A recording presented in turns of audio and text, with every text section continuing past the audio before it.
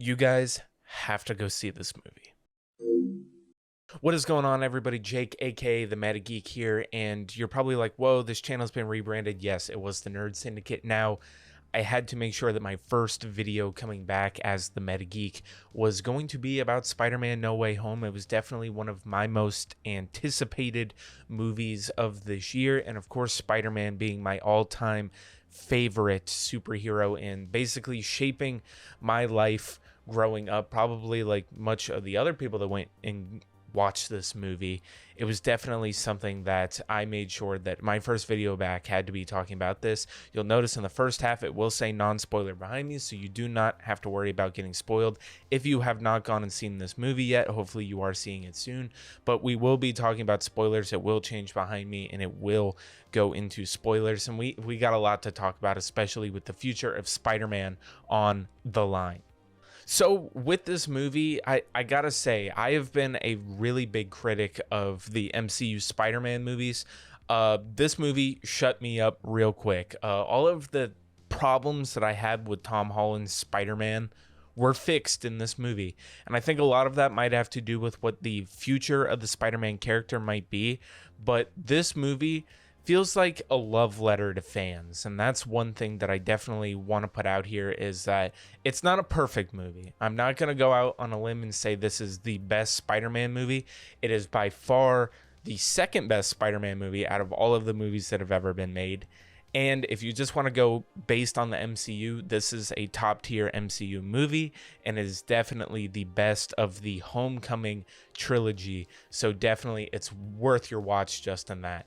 But in this movie, there are returning characters, of course, from other Spider-Man universes and franchises of the past, and they come back and the actors basically step right into those roles and are able to kill it. The ones that stand out the most are definitely Elektra with Jamie Foxx, definitely a little bit of a departure from the character that we did know in The Amazing Spider-Man 2. Willem Dafoe coming back as the Green Goblin kills it, and maybe even has a better performance than he did in the original Spider-Man movie with Toby Mcguire.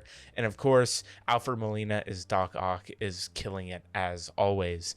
Another thing that we have to talk about is that the side characters in this movie, especially of Zendaya and Jacob Batalon, I'm still not sure if that's how you say his name, but the side characters in this movie, I was never really attached to MJ and Ned in the movies prior. They were kind of just there. This movie, Zendaya kills it. They both kill it as side characters. They definitely hold their own and they make you actually care about them a little bit more. And there are definitely moments in this movie where you're like, man, they are really killing it. So that's definitely something that really helps go alongside with all the other characters in this movie. Some of the problems that I have with this movie is that sometimes it does feel like they are just throwing so much in that, you know, other things get left out, you know, some things don't match. Of course, I sit there and I go like, oh, maybe that could be changed. That could be. This movie, however, will definitely satiate your need. If you are looking for a great Spider-Man movie, this is it. And I know a lot of people are going to have recency bias and they're going to say this is the best MCU movie. This is the best Spider-Man movie ever because, of course, they just went and saw it and it's a huge, like, fan love letter, like, just to all of us fans of Spider-Man. And I'm not going to say that it's not worthy of some of the praise that it gets, but I'm definitely going to say that apart from all the moments that really had me in my feels, which is another thing about this movie, is that it really does get emotional at times. So there's, you know, emotional action, like the set pieces definitely making you see this movie turns Peter Parker from Iron Boy, which you have heard me say before in videos past, or if you know me, it turns him from Iron Boy to Spider-Man. And that is kind of the thing that I really love about this video, or this movie, is that it basically takes all the criticisms that we all had and the fans had of Spider-Man in the MCU. Of course, some people overlooked it, but fans of Spider-Man, it took all those criticisms and it basically brought Tom Holland, and I've seen some calling it a soft reboot. And it just feels like they took the character of Spider-Man with Tom Holland and they finally gave it to him. So the future of Spider-Man is going to be more in line with what we are used to, especially in franchises past with other Spider-Man. So definitely, if I had to rate this movie, this is my non-spoiler talk. It's a great movie. All the characters in it are amazing. The dialogue in some scenes is just absolutely like emotional, heartbreaking. They definitely do things in this movie that make you want to cry. There are definitely a couple of moments where I did shed a tear in this movie. And Spider-Man No Way Home, for the non-spoiler section, I would give this movie a 9 out of 10. I think it is almost close to being the best Spider-Man movie, and is definitely the greatest Spider-Man story that has been told in the MCU to date. So I would definitely 100% say that you need to go see this movie, and if you have a chance, just stay away from the spoilers, because if you have somehow avoided them up till now, even me being a guy who's followed and read every single spoiler that came out about this movie, I still went into it. It was an amazing time, and it's definitely worth your money to go see, and it's a 9 out of 10. So make sure to stay tuned. After this, there's going to be like a small little window for you to get out of here real quick, and then it will be spoiler talk, and there is a ton to talk about. So it's spoiler time. If you did, get out by the window. If not, again, spoilers, get out of here. This movie is amazing, as you can tell by what I put here. The 3 Spider-Man in it, that these are the moments that as a Spider-Man fan I've been waiting for.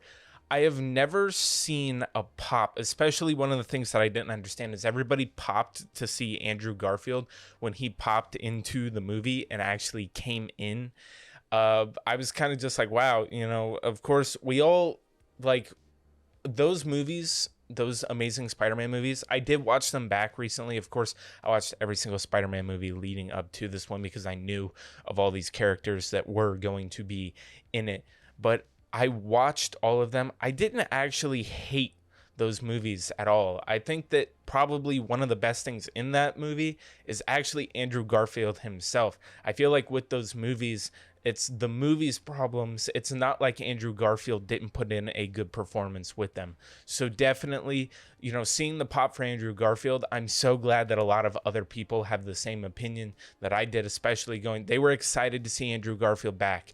Even though I was one of the proponents that when Spider-Man 4 got canceled with Toby Mcguire, as a child, I was devastated. That was my Spider-Man and still is. That's still my favorite Spider-Man.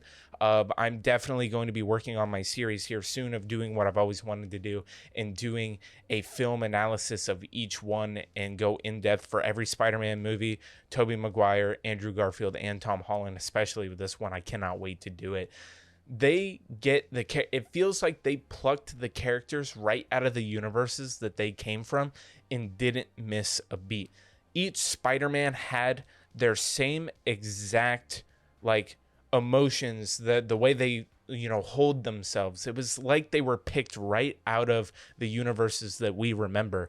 And this movie, just all together, I gotta say it right now, I loved the moments that they gave each of the characters. I loved the banter between all 3 of the Spider-Men, and of course this was one of the most worst kept secrets in Hollywood that these 2 guys were in this movie. But I really think that there's some things that didn't really land with me. I think that one of the things that I know in basically the whole MCU verse, Uncle Ben isn't as big of a thing as he is in the other Spider-Man universes, especially in Tobey Maguire's and then in Andrew Garfield's as well. They kind of give that moment to Aunt May in this movie. And yes, Aunt May does die in this movie. The Green Goblin, Willem Dafoe, does know how to attack Spider-Man's heart, and he kills Aunt May. And before Aunt May can die, and this was an emotional scene, especially for people that are really, really attached to the Spider-Man MCU characters. And, before she dies, she says the line, "With great power comes great responsibility," which, again, it's kind of like what they were going to do with Andrew Garfield in Amazing Spider-Man 2, the deleted scene where they had his dad actually show up and not be be dead. He does say that line, with great power comes great responsibility, because they're trying to make up for the fact that they never did it at the beginning. And the line just doesn't hit the same, especially when Tom Holland has been Spider-Man for a while. That line hits different when it becomes the catalyst for him to become Spider-Man. He's already been Spider-Man, so it's a little bit different, but it is nice to hear that line eventually get said. And I thought we were going to hear it in the Spider-Man Freshman Year show that is coming out on Disney Plus, but I guess we're not going to. Aunt May is the one who does say it in this continuity of Spider-Man. And in this movie, they do exactly what I have been waiting for them to do with Spider-Man, and make him Spider-Man. He is no longer reliant on Tony Stark. At the end of the movie, they finally do the thing where, he makes a Spider-Man decision and realizes that the best thing for himself and everybody else is that everybody forget who Peter Parker is. And because of that, Peter Parker now not having any ties to Tony Stark anymore, people forgetting. People still remember who Spider-Man is, but people do not remember who Peter Parker is. So now Peter Parker has to build his way up. They show it in the movie. He's getting a GED, and from that GED, he's probably going to work himself up, probably go to Empire State University. And then we don't know what happens. Ned is no longer there as his best friend. MJ forgets who he is, and obviously he's going to try to reestablish those relationships. But with both of them getting into MIT at the end of the movie, this is a through line through the movie, is that they're trying to get into MIT. With nobody remembering who Peter Parker is now, with those two going to MIT and going to Boston, what is going to come of Peter Parker if he has to stay in New York City? Are we going to get a Gwen Stacy? Are Ned and MJ going to be written out, and now Peter has to stay, build his way? Of course, one of the greatest things is he gets an apartment. Rent is due at the first of the month. Don't be late. We all know how Spider-Man is. It's always late because Peter is trying to make everything work. He's by himself. And the greatest thing at the end of this movie is, of course, I'm going to reference other stuff that does happen, especially with the other two Spider-Man. But right now I want to focus on Tom Holland, is that at the end of the movie, he has to make his own way, and he makes his own Spider-Man suit after his gets damaged, and he doesn't have Tony Stark's technology to fix it or make new suits anymore. He makes a comic accurate red and blue Spider-Man suit, and he goes out, and now he's Spider-Man and has to build his way up. There is no help anymore. He is not Iron Boy. He is now Spider-Man, and that has got to be the greatest thing ever. I don't know what Sony is planning on doing. This might be a clever way of them writing all of the MCU stuff out of it, if they are planning on keeping Tom Holland over in their Sony universe that they want to do. Maybe they don't rework a deal with Marvel, but there is a post-credit scene, which makes me think maybe there is a plan and they are going to do something different. But definitely him now being in this universe and nobody remembering him, he's basically at square one again. He's got to build everything back up, and he can be the traditional Spider-Man that I think a lot of fans really wanted to see from him. He's no longer, the Iron Boy. He is Spider-Man, and that has got to be the greatest thing ever. Now let's talk about the other two Spider-Man. Like I said before, I do think that they get plucked right out of that universe that they come from. Andrew Garfield feels like, I'm not going to mince words here, Andrew Garfield steals the show in a lot of this movie. And that's what's crazy about it, is that Andrew Garfield, some of the moments that he has, I feel like I want him to get another shot at Spider-Man. Now, of course, we don't know exactly what the plans are. There are some rumors that maybe Kevin Feige wants Toby and Andrew back for Secret Wars when they do that giant crossover event. Look, I think that Andrew Garfield deserves more time as Spider-Man. I know maybe he doesn't want it, maybe Sony doesn't have it in the plans, but I feel like with what they do at the end, where they take all of the villains and send them back to their own universes, especially the other Spider-Men going back to their universes, I feel like if they did try to work something out with Disney, maybe let Disney do the storyline that they're doing with Tom Holland over at Disney, but also maybe make a deal to where it's like, hey, with our Sony Spider-Man cinematic universe that they're doing, the SSCU or whatever, have Andrew Garfield be that Spider-Man. Have him be the Spider-Man in that universe. You can see that the double dip, it doesn't confuse fans. They know there's multiple Spider-Man. It's not going to cause fatigue. Spider-Man is one of those characters that just will forever be able to just print money. And I think Sony could use that, and I think Marvel would probably have no problem in having their own version of Spider-Man, and then a setup version that, you know, as long as they have the same people that understand the character, they can take Andrew's Spider-Man and be able to bring him back. Of course, I would love for them to do something with Toby in the future, but I just think that looking at Andrew, it still feels and looks like he could play that character forever, and it almost feels as if he is like he steals the show in this movie. Especially, one thing is, you see it in the trailers a lot, they do the thing where they have Tom Holland saving MJ as she's falling, but then in the movie, spoiler again, Green Goblin takes him out before he can grab her, and then from there you are able to see that Andrew Garfield goes and he saves MJ, and then when he lands he goes, "Are you all right?" And then MJ looks at him and can see his face and goes, "Are you all right?" And just looking at Andrew Garfield's face in that moment made you realize that even though a lot of people don't care much for The Amazing Spider-Man 2, that is still one of the most heartbreaking scenes in all of Spider-Man movie history and in comic book history, of course, with the death of Gwen Stacy. But seeing that and having it remind you, I looked over at my girlfriend during the movie and she was crying during that moment, and it made me feel something too. I shed a tear for that, because it felt like Andrew's character never really got the closure that it needed, and I feel like it still doesn't have closure, because throughout the movie, you know, Peter, the other two Peters, Toby Mcguire and Tom Holland, are talking about their MJ and having their MJ, and Andrew Garfield, he had a Gwen Stacy, but maybe he still hasn't found. Of course, there was an MJ supposed to be in Amazing Spider-Man 2, but it makes you think that, you know, when he perks his head up and thinks about MJ, he's like, I don't really have an MJ. Am I supposed to figure this out? It feels like there's stuff left on the table for Andrew Garfield, and I feel like Sony could take advantage of that. Now let's talk about Toby Mcguire. Toby Mcguire absolutely kills it in this movie. Of course, he does exactly what I thought they were going to do with him, and he is the older, wiser Spider-Man.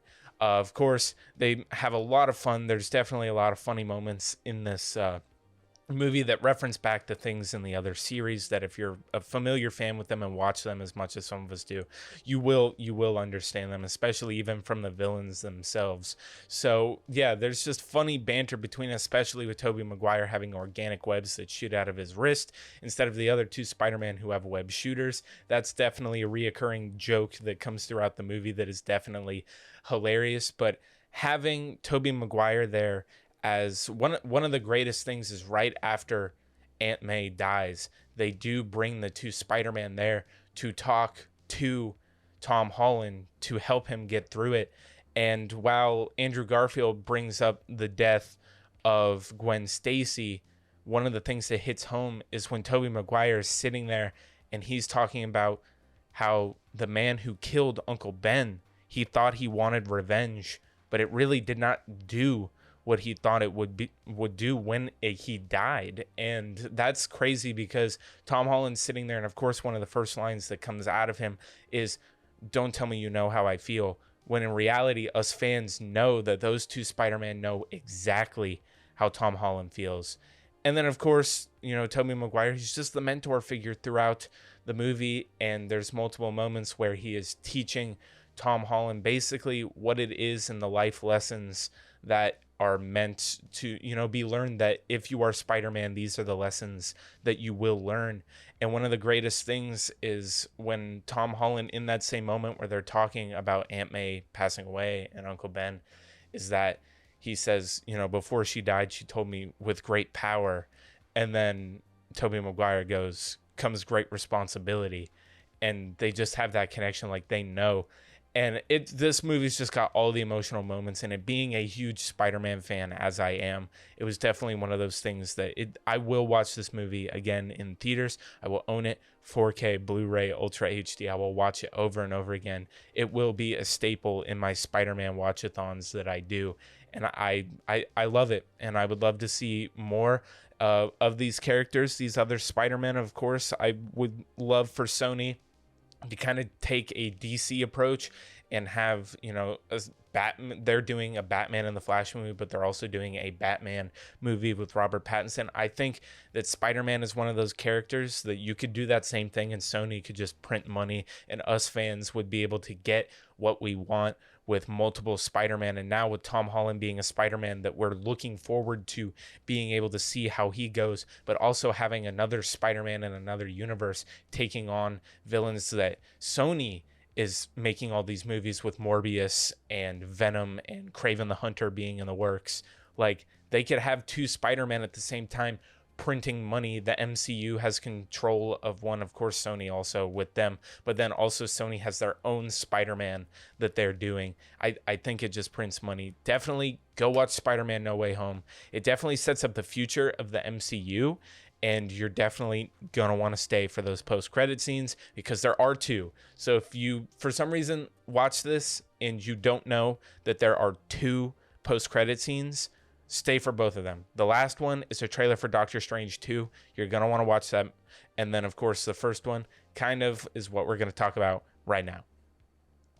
So in the final, the first post-credit scene that pops up, it shows Eddie Brock. Of course, at the end of Venom 2, they get transferred into a new universe because of the spell that Doctor Strange uses, and they are confused. They don't know where they are. And it looks like they're in a bar down in Mexico somewhere, and they're trying to figure out what the hell is going on. There's all these superpowered beings. They're sitting there. He's talking about Iron Man, and then, you know, they crack a joke where he's like, one is called the Hulk, and then Venom is like, and you thought Lethal Protector was a stupid name.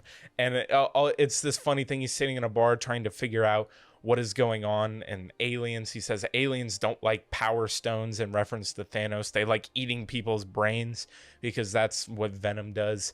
And while they're having this whole thing, the spell is being done to bring everybody back to their said universes that knows Peter Parker. So, of course, that would mean Venom knows Spider-Man is Peter Parker. So he gets sent back. But when he gets sent back, a little piece of the symbiote is still sitting on the counter of the bar that Eddie Brock was sitting at, which is now teasing that there might be a Venom or a different storyline that they're going to do now that part of the Venom symbiote. We have seen Venom actually have those kind of things where he likes Spider-Man. He liked it at the end of Venom 2 in that post-credit scene. It showed these things. And of course, I'll go into more detail about this and I'll do my own video about it, talking about what these could mean for the future of Spider-Man. But yeah, a little piece of the Venom symbiote gets left in the supposed MCU right now, and it could lead to a alien suit storyline. So yeah, that's kind of all I gotta say about Spider-Man. It's definitely, again, like I said, it's a 9 out of 10.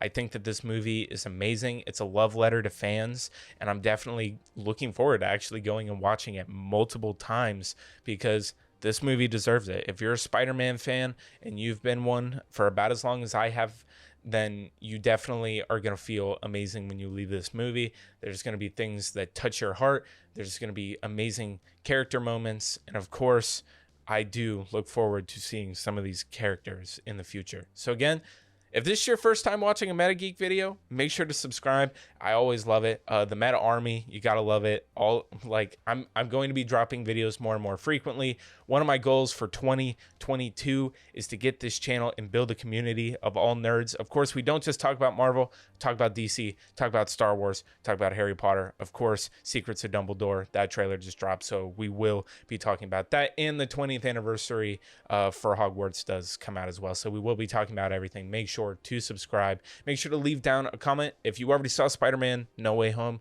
let me know how you feel about it. Let me know what some of your favorite parts are. Of course, make sure to put spoiler just in case people read the comments and they didn't watch the spoiler section, just so that everybody is aware. Of course, I will see all of you guys in the next video. This has been Jake, aka the Meta Geek.